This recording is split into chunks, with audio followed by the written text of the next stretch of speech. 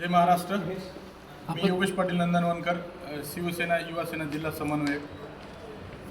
आज जी काही पत्रकार परिषद घेतलेली आहे, पत्रकार परिषद घेण्यामागचं कारण सर्वप्रथम आमचे दैवत शिवसेना पक्षप्रमुख आदरणीय उद्धवसाहेब ठाकरे यांना आम्ही मानाचा मुजरा करतो आणि आदरणीय उद्धवसाहेबाच्या नंतरला संजय राऊत साहेब असतील, सचिन भाऊ आयर असतील, अंबादाजी दानवे असतील किंवा शरददादा असतील, इतर सर्व जे काही नेते आहेत, अनिल देसाई असतील, मिलिंद नार्वेकर असतील, त्या सर्व ज्यांनी आम्हाला मदत केली, सहकार्य केले, त्यांचे मी या ठिकाणी आभार मानतो। खरं तर शिवसेना या पक्षामध्ये आपल्या नांदेडला जे काही संपर्क प्रमुख आहेत बबनराव थोरात यांनी खऱ्या अर्थाने जिल्ह्यातील संपूर्ण शिवसेना संपवण्याचा एक विडा उचललेला आहे।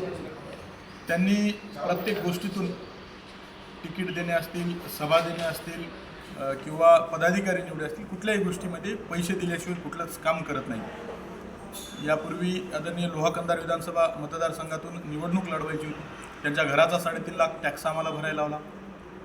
त्यानंतर उद्धवसाहेबाच्या सभेसाठी पैसे 5 लाख घेतले, पदाधिकारी निवडीसाठी 10 लाख रुपये घेतले। नाही दिले तर आम्ही तुम्हाला तिकीट देणार नाही, पक्षाकडे काही उलटसुलट सांगू आणि विरोधी पक्षाच्या बी टीम म्हणून काम करायचं, विरोधी पक्षाला मॅनेज होऊन काम करायचं। एकमेव नांदेड जिल्ह्यात शिवसेना लोहा कंधार निवडणूक लढवत असताना एकाही पदाधिकाऱ्याला लोहा कंधार विधानसभा मतदारसंघामध्ये प्रचार करण्यासाठी येऊ दिले नाही। अशा पद्धतीचं मॅनेज होऊन काम करण्याचं काम हे बबनराव थोरात करतात। ज्यावेळेस शिवसेनेचं काम करतं, घरावर तुळशी पात्र ठेवून काम करते, त्यावेळेस संतोष वडवळे तालुका प्रमुख बोटे छाटली गेली, त्याची दखल घेतली नाही। उद्धव साहेब ज्यावेळेस आले, साहेब जवळ घेत होते, त्यावेळेस त्याला बाजूला हा स्टेजवरून करत होता।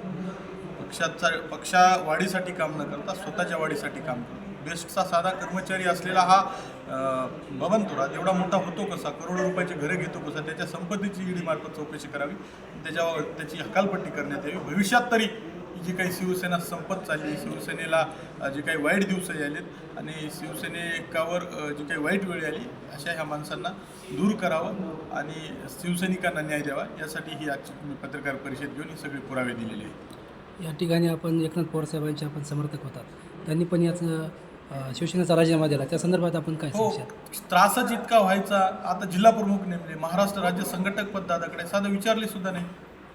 म्हणजे काम कसं करायचं, काम करत असतेवेळेस एक विश्वास असला पाहिजे, संघटनेमध्ये एखादी बॉन्डिंग अटॅचमेंट असली पाहिजे। पैसे दिले नसेल तर मग त्यांना बाकीच्या कुठल्याच गोष्टीचे कुठपर्यंत पैसे द्यायचे, किती पैसे द्यायचे, मग पक्षवाढीसाठी यांनी कुठंच, मग पालघर असेल, धुळे असतील, नंदुरबार आणि आता इथं जिथं जाईल तिथं पक्ष संपवण्याचं काम हे माणूस करतो। आपण या ठिकाणी लेखी पुरावे दिले आहेत, याच्यामध्ये काय काय संदर्भ आहे?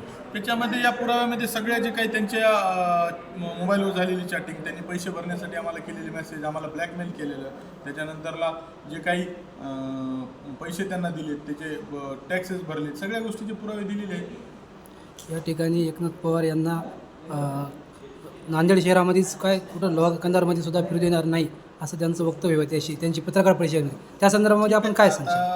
आदरणीय भुजंग मामा आमचे ज्येष्ठ नेते आहेत, मामाला हा प्रकार माहीत नाही। बबन बारसे हे आमचे मित्र आहेत, त्यांनाही हे प्रकार माहीत नाही। चुकीच्या पद्धतीने संपर्क प्रमुखाचं ऐकून त्यांनी काही केले असतील तरी ह्या सगळ्या गोष्टी मी त्यांनाही सांगतो। भविष्यात अशा पद्धतीचं ते वक्तव्य करणार नाहीत याची काळजी घ्यावी। आणि दादा 62,000चं मताधिक्य मिळालेली माणसं आहेत, त्यांच्याबद्दल बोलणं हे उचित होणार नाही आणि शेवटी बोलल्यानं काही होत नसते, फिरू द्यायचं नाही। त्यांनाही माहिती आहे दादाची काय ताकद आहे। आता प्रकाश मारावारसारख्या माणसाने दादाबद्दल बोलावं का? प्रकाश मारावार यांनी उद्धव साहेबांच्याबद्दलच मनसे जॉईन करते वेळेस प्रश्नचिन्ह निर्माण केला होता आणि हेच काही दिवसापूर्वी बबन थोरात हटावून म्हणून मारावार करत होते। आता इतकं काय यायचं प्रेम पडणार, त्याच्याबद्दल मी काही बोलणार नाही, परंतु दादांचे समर्थक, दादाची काय ताकद आहे त्यांनाही माहिती आहे।